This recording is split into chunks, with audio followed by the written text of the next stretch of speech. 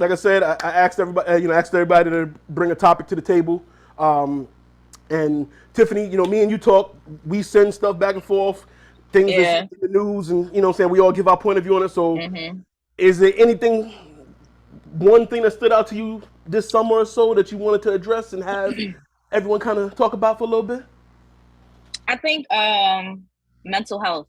Mental health. Because Okay. if you notice, there's a lot more suicides happening where like people are taking out their girlfriends and their families. Like, Mm. I don't think people are really realizing like the state of like where people are at. Mm-hmm. You know what I mean? Mm-hmm. So I don't think like I think people are scared to admit certain things and be honest with people. And I think people are trying so hard to.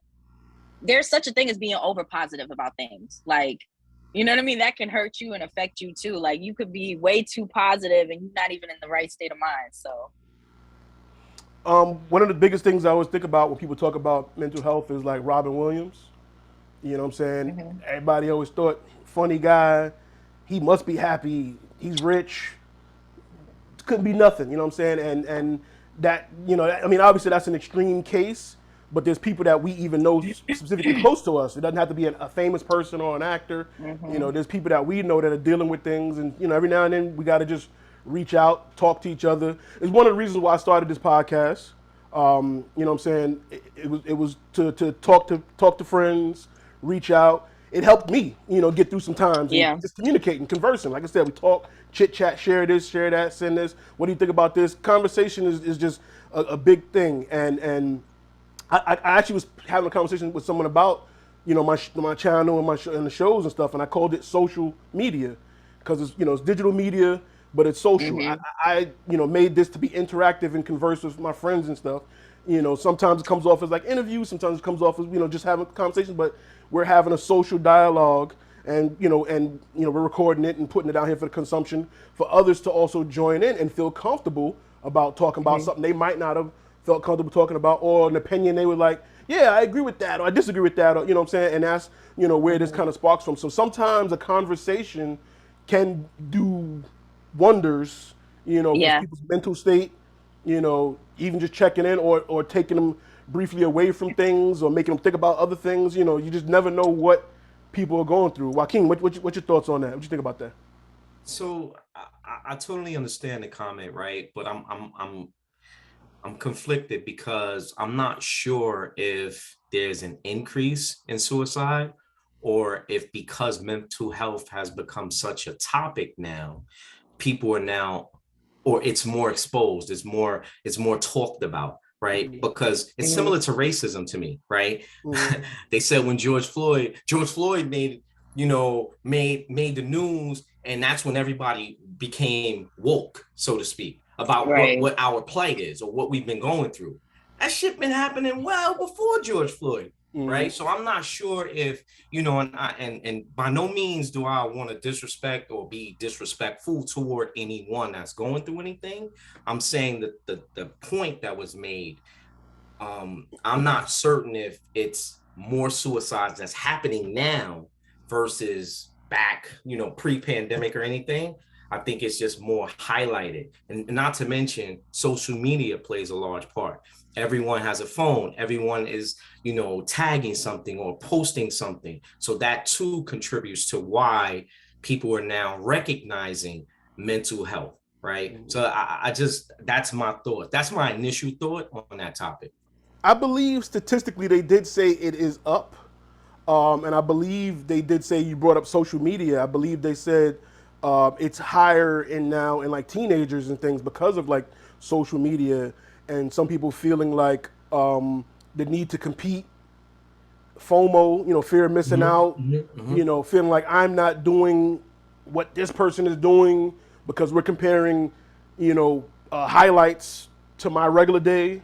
So this one picture that somebody took, who once again we don't know what that person is dealing with, behind the scenes from that picture. They just took a picture, smiling, Mm-hmm. cheesing, Mm-hmm. and we don't know, they might be really depressed. You know what I'm saying? So people are comparing, the highlights of someone's life. And Mm-hmm. I guess I believe this, statistically they have said that it's higher in like the teenagers to mid to early 20s, and they, I mean, they feel social media is a lot of that. And again, it could be You know, money is up now. There's a lot more billionaires. There's a lot more showing off and things now. And if you're trying to be like or worried about where I at compared to, and that depresses you, you know, and then there's also the chemical imbalances. There's plenty of, you know, factors to it. So there's a lot that deals with it. Then and now we have the abundance of you know, the LGBT community, where people now are, you know, not that it's being thrown in faces, but now that's even more out, you know, openly spoken about. So, but it also breeds some more confusion to what am I? I know a lot of girls that were tomboys when they were growing up, and then now it's like you don't even get a chance to maybe go through a phase. They just, yeah, you that, but then you might not be, and then it's now you're torn. And I don't want to dive down that rabbit hole because people get canceled. I can't speak to that behalf, but what I've seen is some people, the confusion is now in abundance because you're unsure of what it is, and it could just be the moment. It could just be, and you might really know for a fact that I am, you know, in that community, but I don't know how to say it, or you know. So there's many facets and sides to it now. And today, again, like you said, the you know, TV, you know, internet and stuff, everything is there, and people just I don't think there's enough. I'm sorry, I just don't think there's enough. It's you know, they're not having their own like real experience. It's like so much. It's like you have to be labeled with something. Right. Like you're feeling this way, and it's like, oh, you're automatically labeled as this. Like, just let them figure it out. Like, I mean, dealing with a 16-year-old daughter trying to like, you know, grow up and like. When they're like, oh, I'm depressed. I'm like, depressed? Like, do you know how easy you got it? Like, bitch, when I was your age, I was working, going to school, practically raising you. Like, come on, you know, it was just, it's true. It's all about labels and fitting in and doing this. And even like not knowing really who they are, you know, like, I think the funniest thing was when my daughter tried to like come out. And she was like, oh, she's like, I have something to tell you. And I'm laughing because I already see it coming. And she's like, well, I just want to say I want to identify. When she hit me with that, I was like, here we go.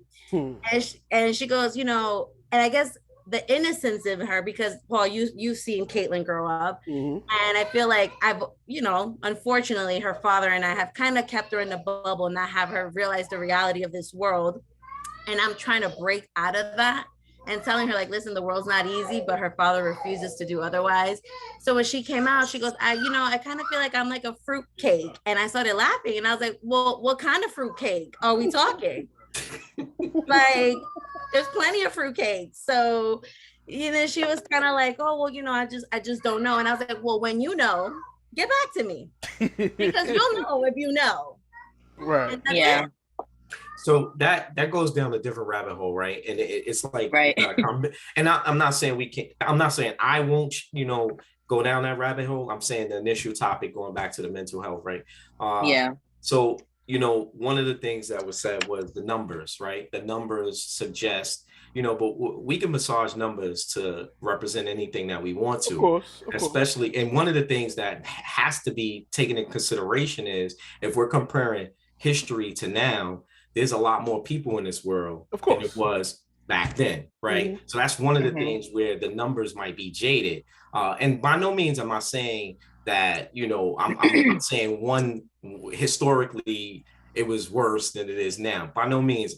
I'm just painting the picture, and the goal, what I'm happy about, what the end goal should be, is that it becomes more prevalent to everyone. Right. And that comment that was made about labeling, I totally agree with that. Like it's back. So for us back in the day, there was only two labels, right? Back in the day, and I'm assuming we're all around the same age. You were either regular or special ed. That was it. If you had if you had a mental problem, if you had if you was off in the head, and I don't want to say it that way. Can you edit that? I'll send you a couple dollars for real, bro. If you was different, let's just say if you was mentally challenged, right? If you had behavioral issues, right? You were considered special education. That was it, right? ADHD, special ed, or you were normal. So those are the only two labels. Now it's all these other labels that I can't even think about, right? And as far as the comment in regards to LBGTQ, I don't know the rest The of alphabet community. I would say that I used to, but I don't want to get sued. I'm just here so I don't get sued. It's a lot. It's because they're adding new letters and I can't keep up. So in regards to that, and this is my belief, is it is, I believe the world has made it a little more safe for them now. Yeah. Than it was, you know, when we were teenagers coming up. But I could be totally wrong because I don't really associate too much with that community, right? I have nothing against them. You know, I have 1 or 2 family members that are in that community, but you know, I don't know. I do know that someone I think Michelle made the point where they're confused. Like one day they want to be in the community, one day they want to be not in the community, right? Because it's not even, it's not okay to say in the community and normal, right? That's not okay to say, right? Sometimes people take confusion, like you're confused as a negative thing. Confusion is normal. If you're unsure about things, it should be okay to say, I don't know. Correct. But I think that's where the pressure comes in to being like, you have to be either this or you have to be either that. Like you. Right. So I think when the term confused is used as it pertains to kids, it's more, it has nothing to do with not being normal or anything. It's they don't realize the games they're playing with their own life. Right. As well as other people's lives. Yeah. Right. So today, you know what? I don't like Joe, so I'm gonna be with a girl. Tomorrow, I don't like Samantha because she did me wrong. I'm gonna go back and be with Joe. You're playing a game. You're playing a dangerous game, right? And you're confusing a lot of people. And then that's where that label come in, right? And that's when it starts being labeled. And then that brings forth the bigger conversation of confusion. Because now the people that oversee that are watching you, they're like, yo, I'm confused because you're confused. And my confusion is totally different than what your confusion looks like. And you know what's the worst labels? The worst labels to me is millennials, baby boomers, Gen Z, because now you're creating a war between all of us.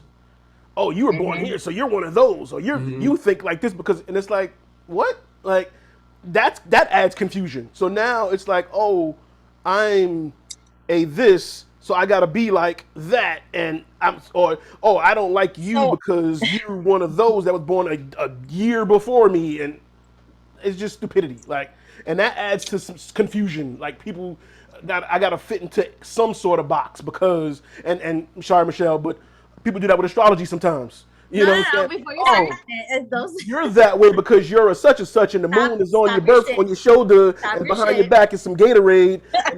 Retrogrades and the Mercuries, and so that's why I'm this way.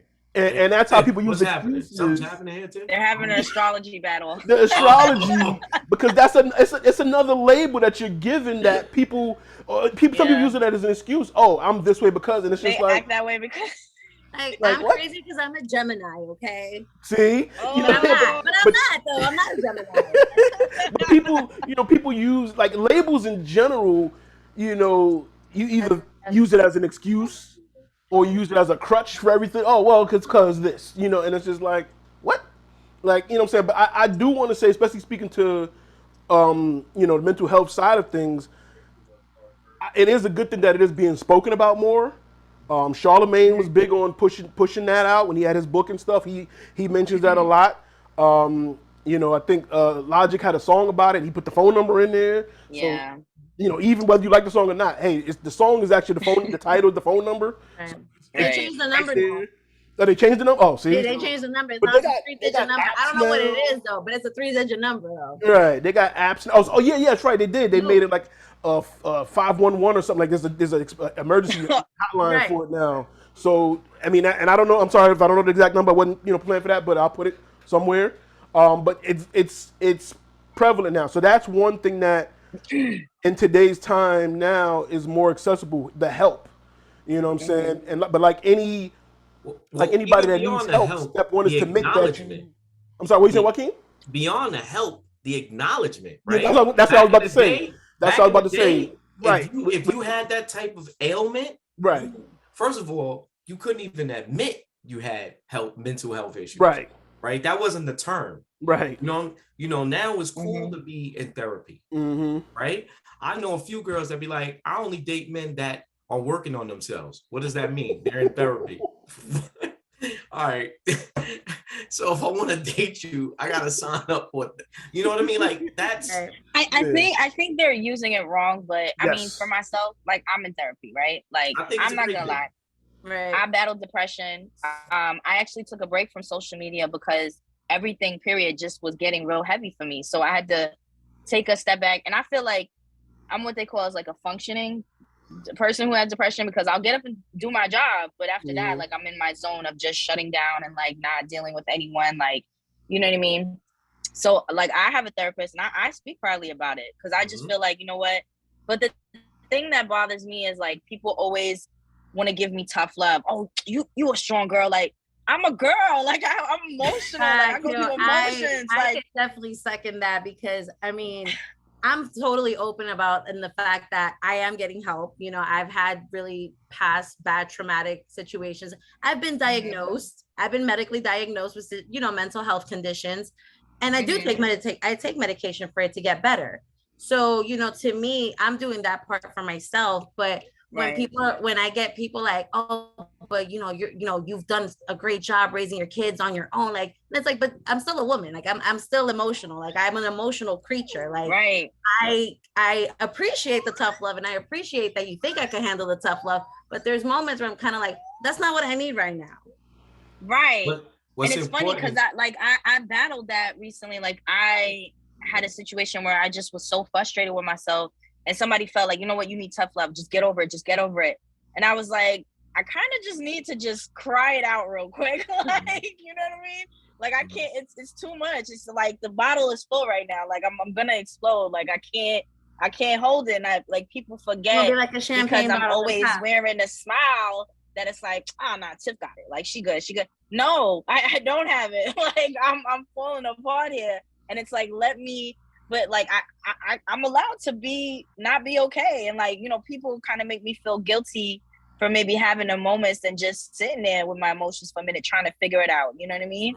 And it sucks. It sucks sometimes. It really does. And it's true. Like, but even at that, but even for males too, like I feel like women who down look at men who become emotional because they're having a breakdown, they kind of like belittle them. And to me, it's like, they're human and they're entitled to have that emotion, whether they want to cry, they feel frustrated, but it doesn't make them less masculine because they're expressing themselves. You know what I mean? So it's like, and I feel like that's also a big stigma when it comes to like mental health and men and expressing themselves in the sense of like, that they feel that they can't do it. You know, some men, and I definitely applaud the men that do it and don't give a fuck, because they're doing it for themselves. And it's like, all right, I'm gonna have a little mental breakdown and cry and just get my shit together in 5 minutes and give themselves a pep talk. You know, kudos to you. But then there's men that refuse to do that, and then that's just gonna lead down a bad toxic rabbit hole where you know, you're gonna end up taking out that anger and frustration on others, you know. And again, there are as well, there's some women who feel that, you know what, I gotta be tough, I gotta thug it out. And then they become toxic in the sense of that they start taking it out on people that they love as well. And they don't even see it. Yeah, no, it's true. But listen, I love me a vulnerable poppy, okay? Cry on my shoulder. Let me hold you, baby, okay? Like, cry all over me. I will not put in your face. Yeah.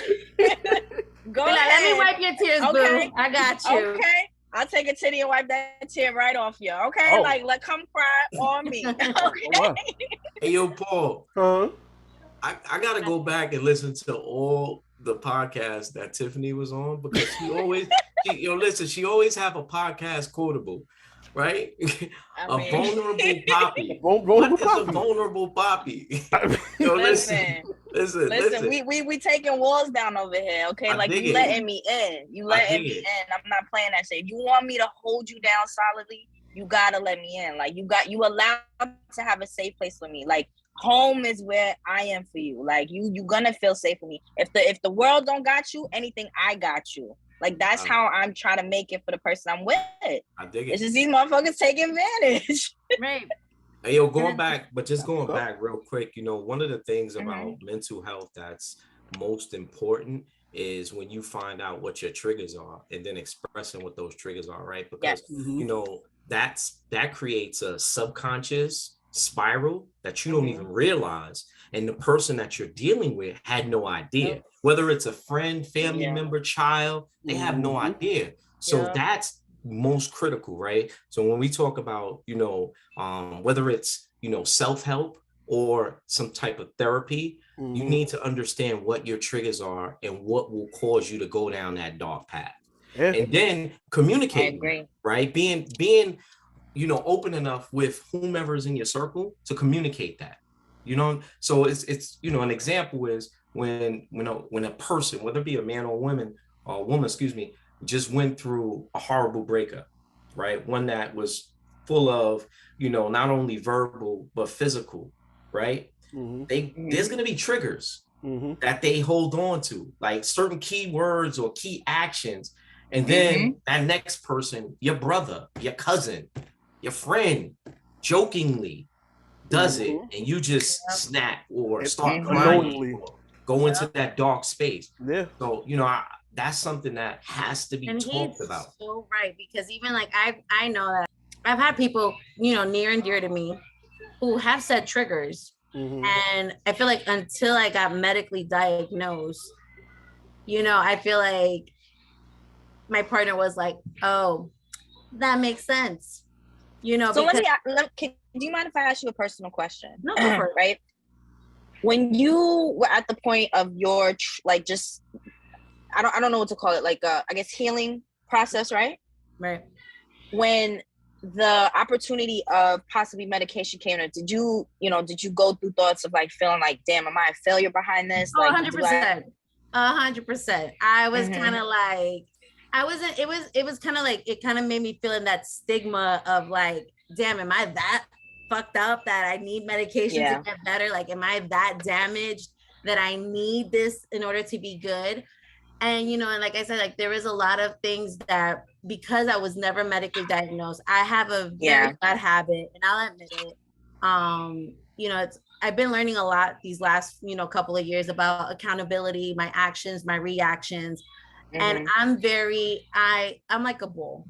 If I see red, when I see red, I go 0 to 100. There is no middle ground. And whoever's in that line of fire, like they're gonna get it. They're gonna get it.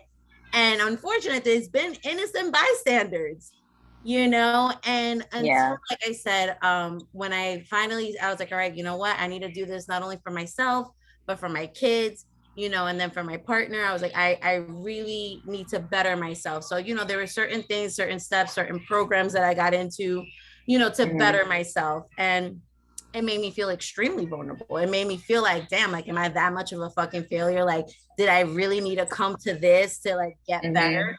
But I feel that within that healing process, I'm like seeing like, okay, well, I stopped this, I'm getting healthier. Like I stopped this, like, I'm not having those rage fits. The medication my fear was that the medication was going to keep me like a zombie, in the sense of very like mellow.